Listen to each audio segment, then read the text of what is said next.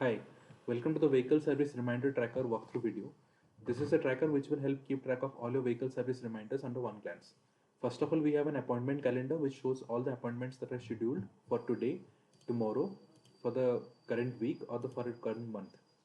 Underneath this, we have the appointment details where you can add all the people that are related to the appointments with whom you have fixed the appointment for the vehicle service. And under the appointment details, you can add all the details that is necessary. So we have the appointment date.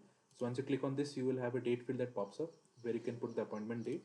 Then you have the details of the appointment, what needs to be done. Then you have an appointment with. So here you can select the person with whom you are having the appointment.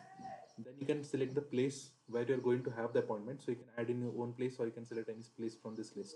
And finally, you have the status. So you can select the status of the appointment, whatever has happened. So this will help you keep track of your appointments under one glance, as you can utilize this calendar to go through the check where you are supposed to have an appointment and how soon you're going to attend that.